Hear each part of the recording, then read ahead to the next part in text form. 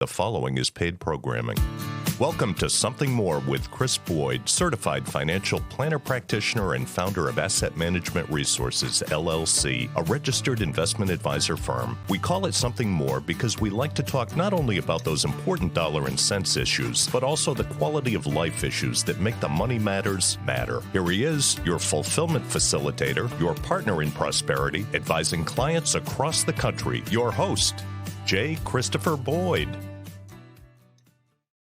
Welcome, everybody, to the program. I'm Chris Boyd, certified financial planner practitioner. I'm here with Jeff Perry. We are both advisory representatives with Asset Management Resources. And Jeff, it feels like there's always lessons to be derived. We seem to run into common themes when we deal with clients. I'm sure this is true of anyone in any profession, but when you deal with clients of a common some commonality, so people like to call it a niche. Is that how you prefer to say it? Sure. A niche, whatever. Either one. Yeah. But in our case, we don't have any elaborate niche. We just work with people who are either on the cusp of retirement or in retirement. But and that has its own complexities and familiarities. But when you do this enough, you tend to see some commonalities and things that come up. And so we thought we'd talk about some of these just that have been on our minds over the last little while. Yeah, I think every profession has commonalities. Like your physician, you think you're going to tell him something he's never heard before, but he's probably saw it 10 minutes ago. Yeah, exactly. Seen it routinely. It's that kind of thing. And the people who deal with the same kinds of issues, a specialty in the case of a type of doctor in your analogy. Right. They're familiar with the kind of things that they're likely to come across. And for us, that's the kind of issues people face as they are either in or very much preparing for retirement. Yep. And I want to start with one commonality that we see a lot, but it's also very natural. Some of the commonalities are, unique, certainly with the individual client. But one thing that's very natural is during your younger working years and you're accumulating money, investing in, things, 401k, maybe a brokerage account, building a house, building a career, family, and your sense of risk you understand risk, but you have a lot more tolerance for risk. But as you get older, that tolerance for risk starts to naturally diminish, and it's just not money, right? It could be, would I do a hang gliding event when I was skiing in my 22, case, right? Yeah. Sure, I would. I wouldn't even think something could happen. And now it's like, I don't know if I want to go fast in the boat anymore. Right. Yeah, I had an accident when I was a kid. Not a kid, but when I was in my 20s with the skiing, and I haven't skied much since. I think I went once since. It's natural. And I'd like to go again, but I think I would do it a lot differently. I wouldn't be as at your age now. I wouldn't be a daredevil. I'd probably be more sensitive to loss of limb or life or something. And you see that. Whereas at that age, you're like, whatever. You see that like on a ski slope. You see like parents and grandparents focus on the safety equipment as the youngsters getting their stuff, and I just want to go. Just let me go. Yeah. It's right. it's just a natural occurrence, and it happens with money. So you're coming into that.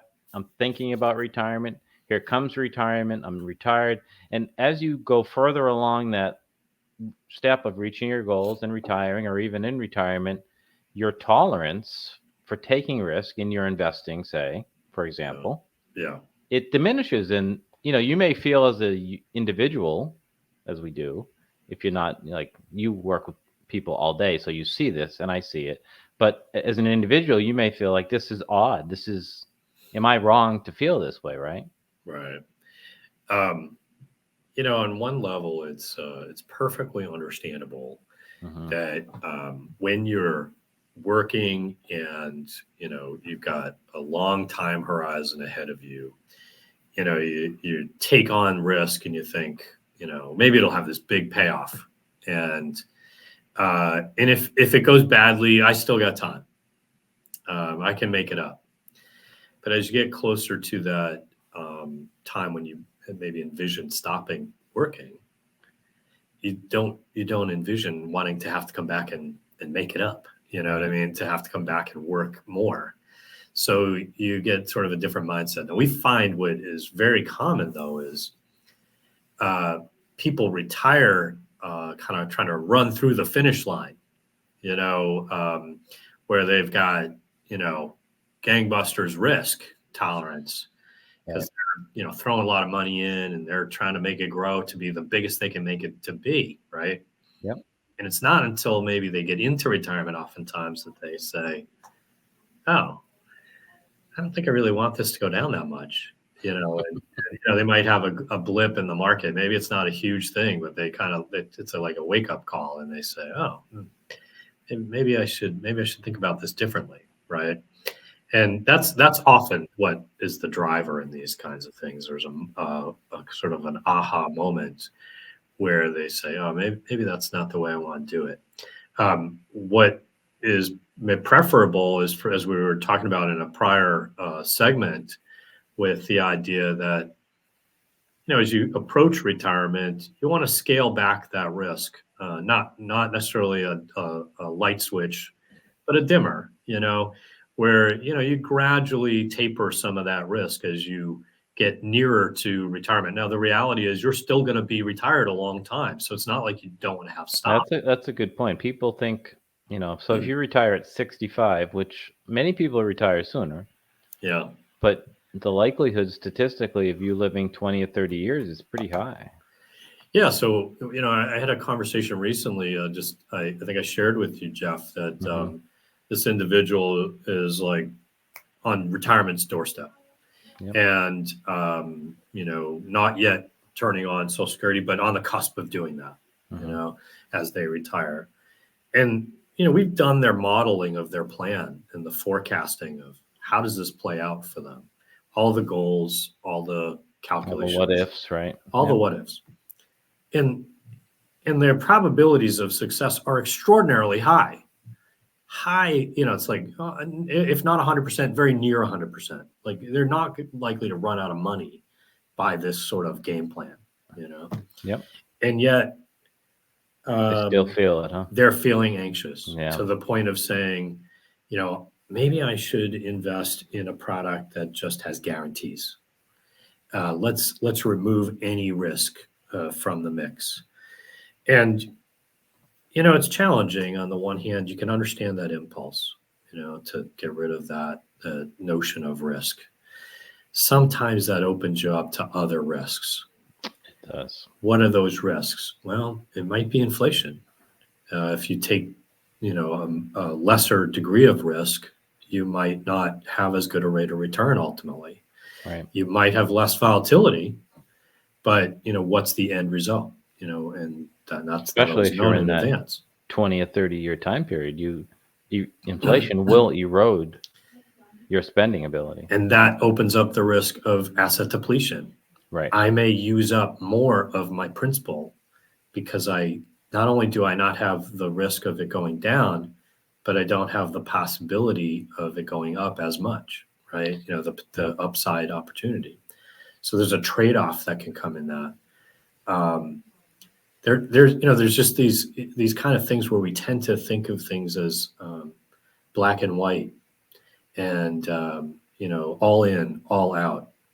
And in most cases, that's not the best answer. That's right. We do think about all in or all out. And some people rush to, a product, maybe an annuity product, for example. Yeah, that's cool. And they might contemplate income. They may or may not contemplate inflation because that has an effect on an annuity, especially if there's no inflation protection. But they also, many times we see clients who have failed.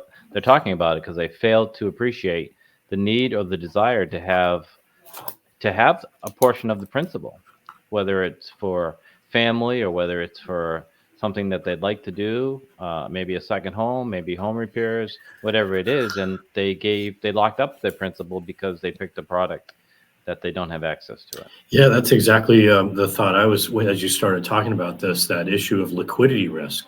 It's a different kind of risk, right? Right. I may be locked into something that depends on the product, right? Sure. Annuities can be, anywhere typically from 5 to 10 years in these surrender charges.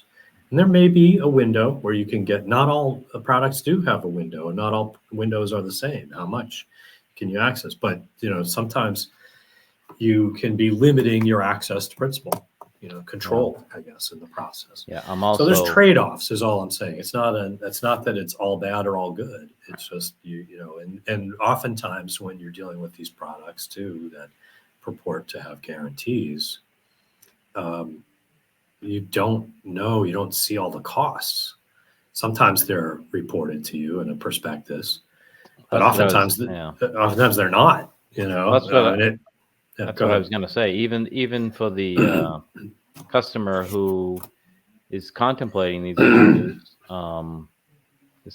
these products are difficult to understand, and most customers are not reading the prospectus. Quite frankly, they should understand what they're investing in. Even the sales literature, even if it's not a prospectus, I think the reality is that most consumers don't really understand what they're acquiring when they commit their money for a lengthy time in a product like that.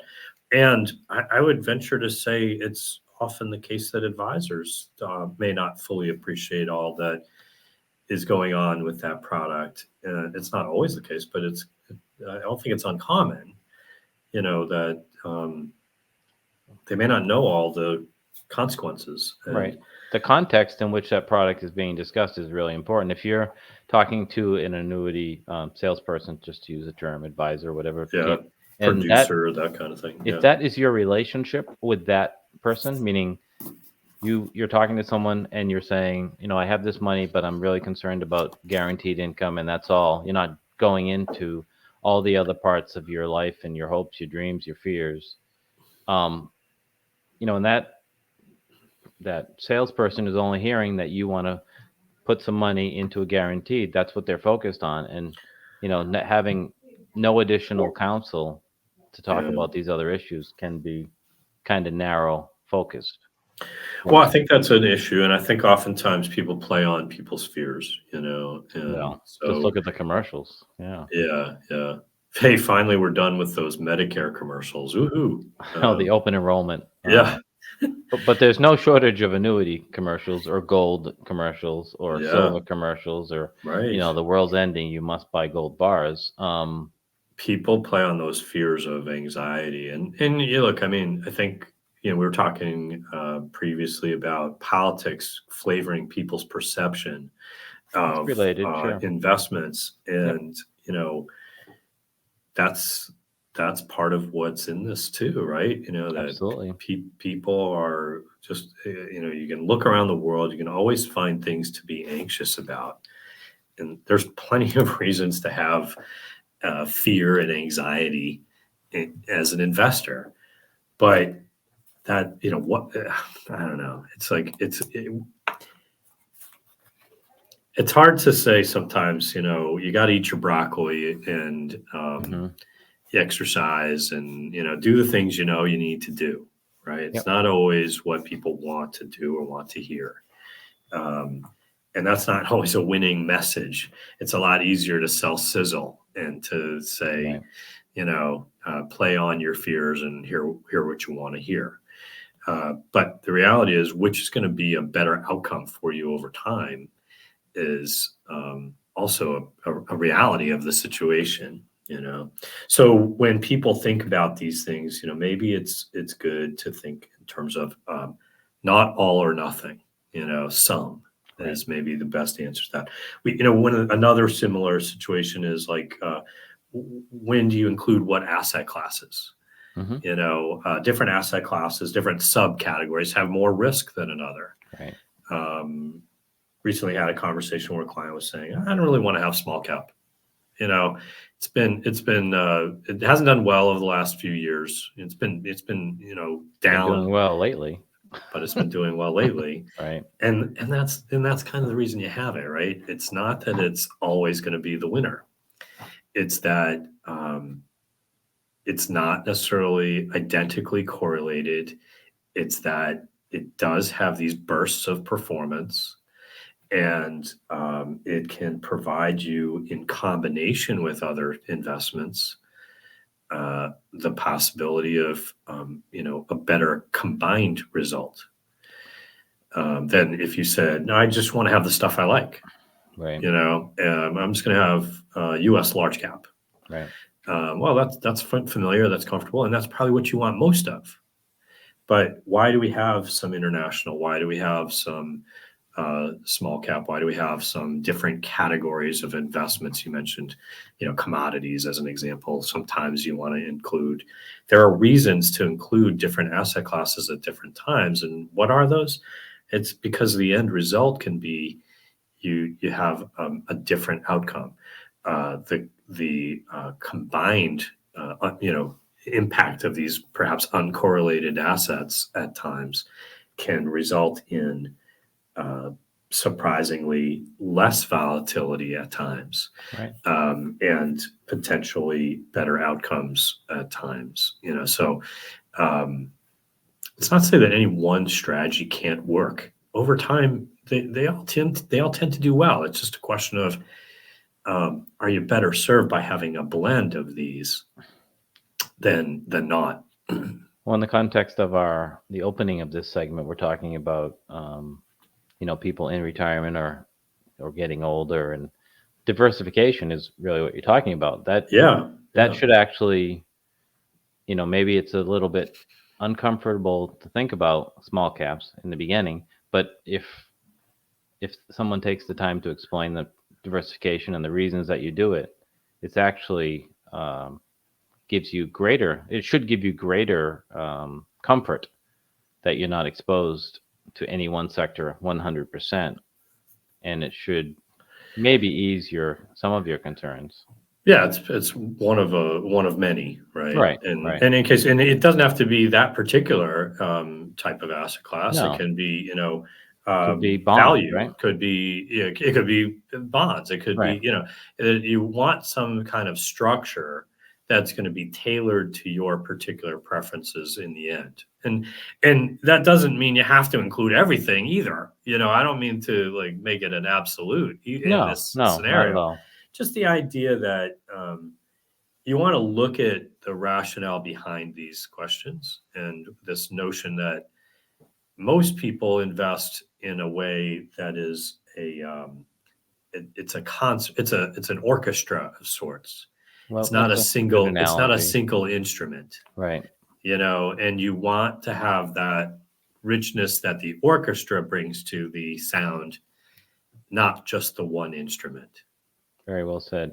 And if you're that person who says, I just can't sleep at night thinking about a market downturn, you can take a portion, or you should take a portion of that portfolio and put it in something that you feel super safe about, right? There's products out there. There's absolutely totally agree. Yeah, there's things that can hedge the risk for you. I think it's also, we talk about buckets routinely, and if you have the liquidity over here, you can tolerate volatility over here, and gradations within that, right? That do you want to have some portion that is less speculative and more predictable, and some portion that may be more speculative for the outcome that, the payoff that can come with that. Those are viable considerations. Yeah, but you want to do it in modest proportions. Right. If you had $1 million portfolio, would you sleep better at night by having $100,000 in some government insured entity, whether it be a bond or a bank or whatever? Right. That should start to address your fears, and that's the whole point. It's and that you made it quite well, better than I'm going to make it again here, but is to not look at this all in or all out. Yeah. I think it's challenging to be an investor. We talked about lessons from Charlie Munger, an episode or two ago, last week. Buffett's partner, right? Yeah, and incidentally, just as a quite side distraction, more people living to 100 and dying or at these high ages. I mean, we saw, I don't remember how old Sandra Day O'Connor was. She was in her 90s, I think. So she was someone who passed. We had Norman Rosalind Lear. Carter, right? Yeah, Norman. We just had this. We were talking about this topic in a prior conversation, but I just noticed there's more and more of these. People that are living longer and not only living. I mean, look at Charlie Munger. He was very vital. He was an important part of Berkshire Hathaway. And still contributing. But we were talking about some of the lessons that he shared, and I think it's not easy to be an investor.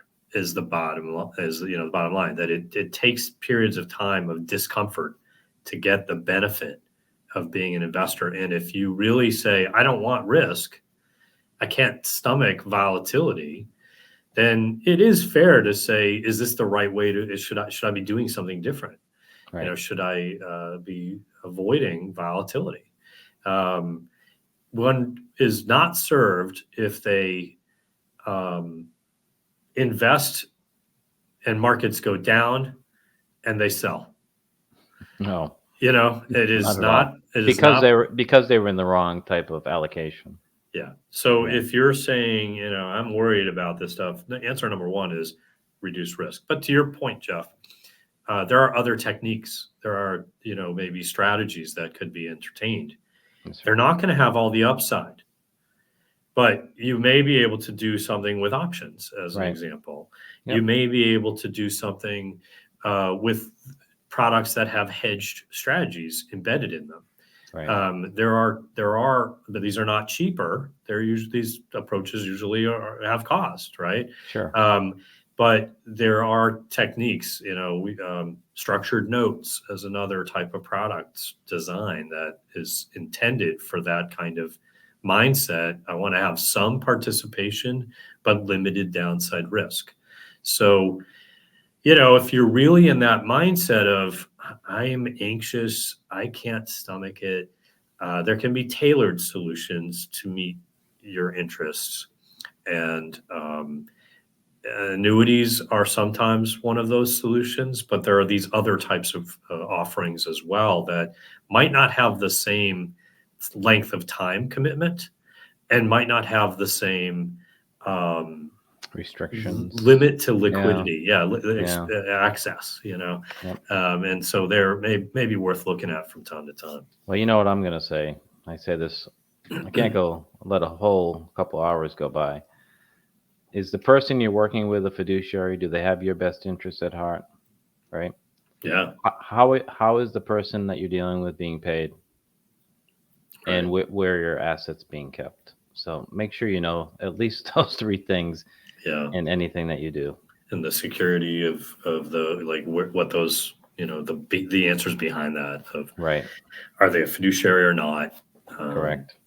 Do they have your best interest at heart? How are they being compensated? How much? How much? Yeah. And is that a motivating consideration? Things like that. That's a good point. And then, the Madoff worry that always, who's holding those monies? Are they going to be around when you need it? Yeah. Do I really own what I think I own? Yep. Yeah. So I don't know. What do you think? I think we covered our timeline. Are we just did. About out of time? Did. Yep. All right. Well, if you need assistance in any of these kind of considerations, know that you can reach out to us at Asset Management Resources. Thanks for being with us throughout the show. Until next time, keep striving for something more. Thank you for listening to Something More with Chris Boyd. Call us for help, whether it's financial planning, portfolio management, insurance concerns, or those quality of life issues that make the money matters matter. Whatever's on your mind, visit us at amrfinancial.com or call us toll-free at 866-771-8901 or send us your questions to radio@amrfinancial.com.